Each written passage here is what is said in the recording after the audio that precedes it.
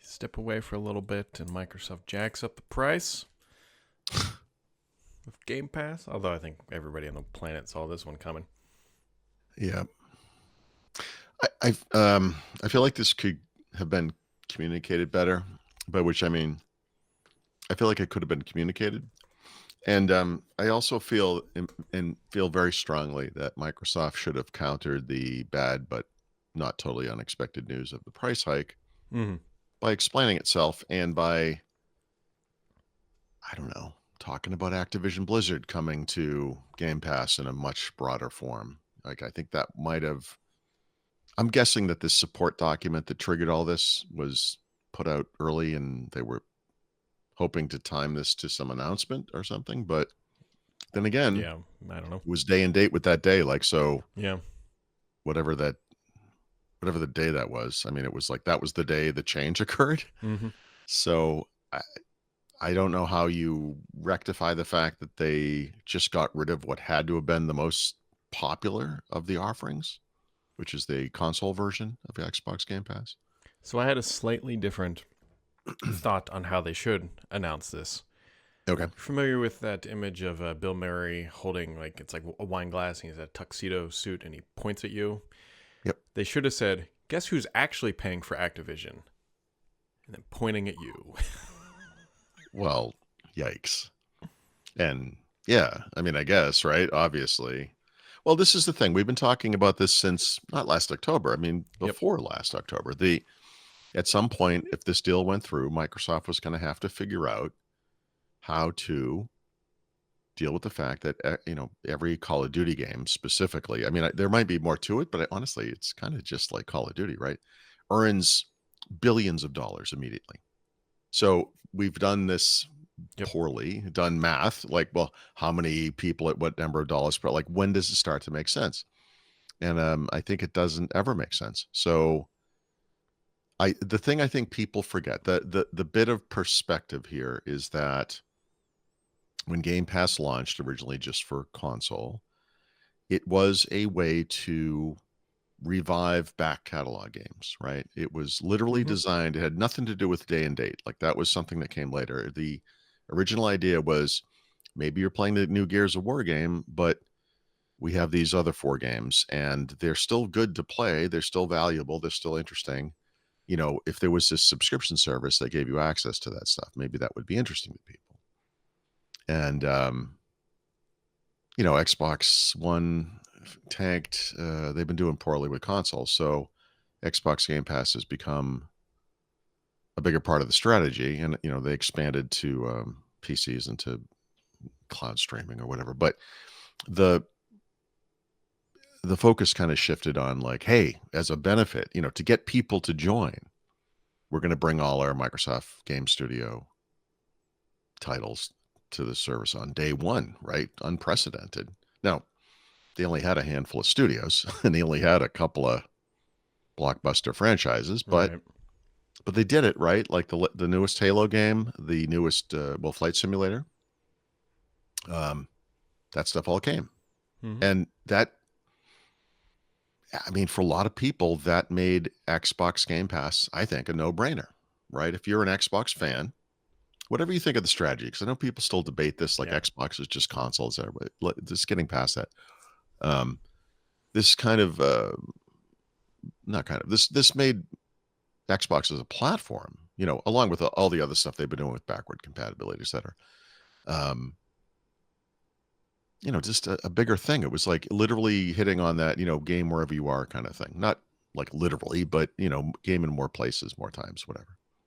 So I guess that's the perspective. You kind of look back on that stuff and you're like, this was untenable. Like, once you add Xbox or Activision Blizzard's like many, many, many, many games, Mm-hmm. this obviously we're like, oh my God, as fans were like, oh my God, this is going to be even better. But from Microsoft's perspective, it's like, like, we got to make some changes here. And I don't know. We find ourselves doing this a lot, don't we? Like, we sort of can logically understand that something had to change with Microsoft, in this case with Xbox, but then they do it and you're like, oof, that's not what I was looking for, I'm still in the, I don't know what the Yeah. stages are here, but I'm still like in stage 2-ish. Like you know what I mean? I'm still Mhm. not quite, there, I guess. Yeah. More information to be had, and Activision Blizzard information to be had, right? Well, yes, all the other titles that because Microsoft is testing the stickiness of the service. Actually, this is the second time, right? They raised the price. What was it, a year ago? And they know how I, many I people think for the first time played it. ever, by the way, right? I think I don't think there's been a bunch of price increases over time. Like I think this is the second one. Yeah. Yeah, It's a and they want to see how many people. Well, they did the price increase last year, which everyone's like, yeah, yeah, whatever. But Microsoft knows how many people are like, okay, I'm out, and so they calculated how many people are going to see this price increase and be like, okay, I'm out, and they're like, it's completely worth it. But the math is completely different. If when they raise the price, they say, "Oh, yes, it is going up by a couple of bucks per month." However, you're going to get, But they and they haven't said never. that yet, though. That's what I mean. That's Like like I the don't know, raising the price without changing anything for the better. right. That's that's messed up. Yeah, I agree with you. Like if they would have come out and said, okay, price is going up, but here's Call of Duty, here's two other titles that aren't Call of Duty now in the service, go have at it.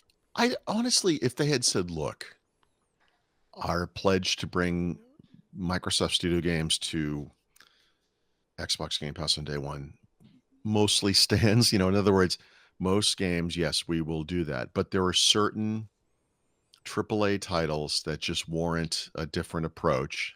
Call of Duty is one of them. Call of Duty might be the only one of them, but whatever. Maybe there are 3 or 4 of them. Mm-hmm. I think people would be like, "Yeah, I don't like that, but I get it." Especially if they said something like, "Look, you're going to get all the old Call of Duty games now. You're good. And then this game, we'd like you to pay for it, but 6 months, 9 months, whatever the time frame is, like you'll get it then, maybe as the new one's coming out, whatever." Uh, I think, they would have been grumbling. We complain about everything, but I mean, it's a business, right? Like we get it. Like this is an economic engine. You have to treat this one a little differently. I think people would understand. You know what I I don't don't understand throughout? know. What? That new HP machine that's not. I It's know. not a All right. not a So, co-pilot. It's pre-copilot, if you will. yeah. So this is verified something I wrote back in June because I went and looked at every statement that Microsoft and all the PC makers said about non-Snapdragon X Yep. AI PCs that were coming, right? Mm-hmm. And what I determined was they will get Copilot Plus PC features later. No one's saying when, and that's still true today, by the way, but they are coming.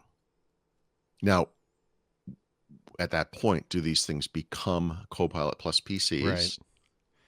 Still, no one's saying. I think so, right? I mean, it is as a superset of or I guess it's technically a subset of the AI PC specification, right? It's a thing, right? Right now, it's only Snapdragon X. So this announcement has verified all that. Like it's the same. They're saying the same thing. And my belief is, and this is just logic, like Microsoft will ship those features at a later date, is the phrase. That later date is obviously 24H2 in October, right? I mean, obviously, or plus or minus one cumulative Mm-hmm. update. It's going to be, that's how it happens, right? So we've always thought, and it is now known to be true, that for some amount of time, Snapdragon slash Qualcomm has some exclusivity window on this brand and on those features, I guess, right? You Not think that they got they're, exclusivity on the Copilot Plus thing? yeah, for now. No, I mean, temporarily. I mean, I know they do because Mm. this thing meets the spec and they're not calling it that. And then Nowhere in this documentation do they ever call it a Copilot Plus PC. It's an it's an AI PC that will, at some point in the future, at Microsoft's discretion, get Copilot Plus PC features. That's how they describe it. interesting. So yeah, will it, like, in other words, like I last year HP came out with something called the Dragonfly Pro Chromebook. Mm-hmm. At the time, really high end Chromebook. In October-ish, whatever time frame, Google came out with something called the Chromebook Plus spec, and that retroactively got those features, just like we're seeing now with Copilot stuff, right? So that thing is now considered a Chromebook Plus PC. Not that the name kind of matters, but it's getting those features. It is called that now, and I do think we're going to see that with AI PCs based on Intel or AMD architecture that meet that 40 tops plus MPU speed. They'll call, I think, right? I mean, logic doesn't always work with Microsoft, but that's my guess, my educated guess. So I'm eager to see this thing. I mean, in real life, right? AMD, I think it's called an AI, a 300 AI, Ryzen AI 300 or whatever it's called. Radeon graphics, obviously, 55 tops MPU, which is more, by the way, than Right. AMD's That's in the June. killer. Although, the range here is 45 to 55 tops. We're not talking about a big range. I don't know if each bump up in that measurement is like an exponential leap or just like literally a percentage leap, but 45 for Snapdragon, 48 allegedly for Lunar Lake, although you have to think they're scrambling to bump that up, Yeah. right? Because this is the stupid little war we're in right now. I mean, it's interesting. I mean, they always throw out this like 21-hour battery life figure, which is nonsense, but I know. But at least this time they're saying, look, 13 hours is probably more realistic. So if it lands anywhere close to that, that's Snapdragon X territory. I mean, that's good. I will it, We we'll need see. some sort of, I'm sure this exists, standards body, but that just literally their entire life is battery life. Because Yeah. I hate these. You can do 21 hours of video play. Nobody's doing that. If you buy a $2,000 laptop to watch video on it, you have failed. Your parents have failed you. Your great grandparents have failed you. Well, either that or There's- you're just traveling around the world and want to watch the same episode of Breaking Bad over and over again or something. It's hard to say what the use case is there. The problem for our industry is that we've settled on this stuff. Like they're just standards and, ad hoc standards, but they're standards that everyone uses because that gives you that apples to apples thing, but it's a nonsense comparison. And that's why I don't do that stuff, but we'll see. I will say this, here's what I can tell you, like right up front, this thing is big and heavy. Oh, is it? And if you look at the side profile of that sucker, that's a thick machine. It's a thick boy. Because, it's got it's got some good active cooling in there. The battery's not particularly big. I mean, like especially big. It's like a normal, I don't remember exactly, 56 something, whatever, probably, but this is all hardware component. Like the AMD stuff, the Intel stuff's going to be like this too. It's just not as, this is, it's like, well, what exactly does Snapdragon give you? Well, what it can give you is like really thin, it's not fanless, but in my experience, that Lenovo, the HP, and the Surface are, for all intent and purposes, completely silent. I mean, you have to purposefully push it to even hear the fan. So Yeah. I'm very interested. I mean, I've been looking forward to anything post Snapdragon, right? Oh, yeah. This Lunar Lake's coming. But the AMD stuff looks like it's landing first. This is coming in August, which I think we've seen rumors about AMD stuff happening in August. So I expect today or soon there'll be other PC makers that will announce things on these chips, and AMD itself might come out with more information. We'll see. I don't know anything about that. Yeah, and then you're headed to IFA, which is where probably all this stuff will be. And that's there, where the and Intel then stuff it will launch launches. as well. That's right. Yep. That seems like a decent PR cycle. Yeah, I mean, summer is usually dead. Like, I mean, we got June announcements of like a new platform, new PCs. We're getting stuff now in July, August. We're going to get stuff as we always do, early September, whatever. But this is usually the dead time of the year for PC stuff, and because everyone's on vacation or whatever. No, I mean, that makes it kind of exciting. It's interesting. You're kind of interesting.